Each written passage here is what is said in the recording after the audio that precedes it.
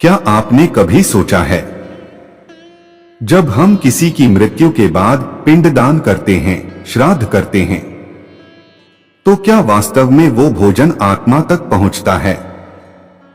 क्या आत्मा मृत्यु के बाद कुछ खाती है, या यह सब केवल एक परंपरा भर है? आज हम जानेंगे गरुड़ पुराण की उस अद्भुत कथा को, जो हमें बताती है मृत्यु के बाद आत्मा का भोजन क्या होता है। इस कथा को सुनकर आप न केवल अपने पूर्वजों के लिए, बल्कि अपनी आत्मा के लिए भी गहराई से सोचने पर विवश हो जाएंगे। गरुड़ जी ने विष्णु भगवान से पूछा, हे प्रभु, जब कोई जीव इस संसार से जाता है तो उसका शरीर नष्ट हो जाता है, परंतु आत्मा तो अमर है। क्या उसे भी भूख प्यास लगती है? क्या आत्मा को भी किसी प्रकार के भोजन की आवश्यकता होती है? भगवान विष्णु मंद मुस्कान के साथ उत्तर देते हैं, हे गरुड़, यह प्रश्न सरल है, पर इसका उत्तर अत्यंत गूढ़ है। भौतिक शरीर मर जाता है, परंतु सूक्ष्म शरीर जो आत्मा के साथ होता है, वही उसके कर्मों के अनुसार यमलोक की यात्रा करता है, और इस यात्रा में उसे भोजन की आवश्यकता होती है। मृत्यु के तुरंत बाद आत्मा को यमदूत ले जाते हैं। यह यात्रा कोई छोटी नहीं, यह 48 दिनों तक चलती है। इन दिनों में आत्मा को जल, अन्न और ऊर्जा की आवश्यकता होती है, परंतु वह भौतिक भोजन नहीं खा सकती।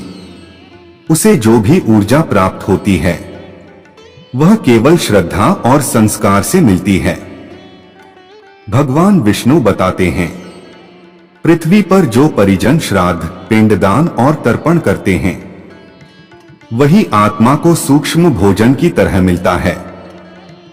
यदि यह नहीं किया जाए तो आत्मा भूखी प्यासी तड़पती रहती है। यमलोक की यात्रा कठिन होती है। वहां आत्मा के साथ कर्मों का लेखा जोखा होता है। इस दौरान अगर आत्मा को पिंडदान से तृप्ति मिली हो तो वह शांत रहती है, वरना वह डर, पीड़ा और भूख से बेचैन रहती है। विष्णु भगवान कहते हैं, हे गरुड़, यह शरीर पंच तत्वों का है, पर आत्मा की तृप्ति केवल श्रद्धा, दान और प्रेम से होती है।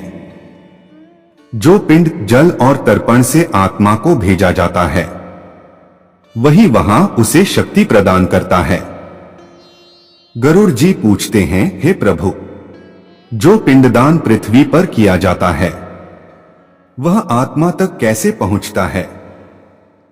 भगवान विष्णु उत्तर देते हैं, हे गरुड़, जब ब्राह्मण मंत्रों से पिंड या जल अर्पित करता है, तो देवता उसे सूक्ष्म रूप में आत्मा तक पहुंचाते हैं।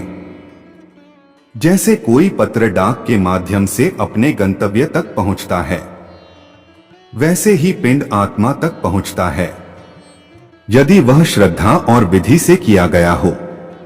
विष्णु जी गंभीर होते हैं, हे गरुड़, यदि पुत्र या परिजन श्राद्ध न करें तो आत्मा पृथ्वी लोक में ही भटकती रहती है।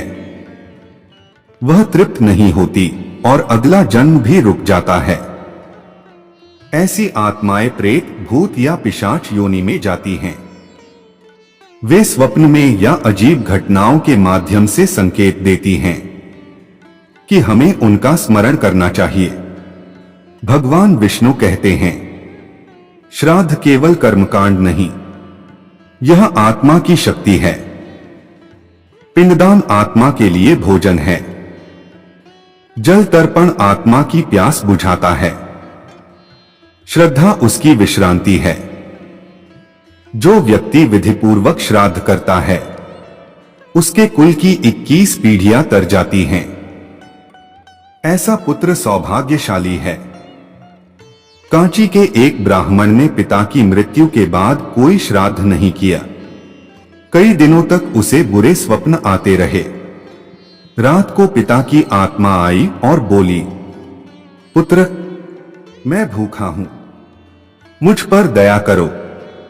अगली सुबह ब्राह्मण ने विधिपूर्वक गंगा किनारे पिंडदान किया।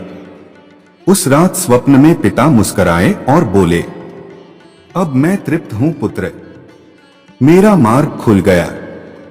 विष्णु भगवान अंत में कहते हैं, जो अपने पूर्वजों का तर्पण करता है वह न केवल उनका ऋण चुकाता है बल्कि अपने मोक्ष की राह भी बनाता है। गरुड़ पुराण हमें मृत्यु के रहस्यों को खोलता है। यह केवल डराने के लिए नहीं बल्कि जीवन को सही ढंग से जीने की प्रेरणा देता है। मृत्यु के बाद आत्मा भी तृप्ति चाहती है। श्रद्धा से किया गया पिंडदान वही भोजन है जो आत्मा को शांति प्रदान करता है। ऐसी ही और दिव्य और रहस्यमयी पौराणिक कथाओं के लिए सब्सक्राइब करें, लाइक करें, कमेंट करें, शेयर करें। आपका एक एक श्राद्ध आपकी आत्मा के कर्मों को संवार सकता है।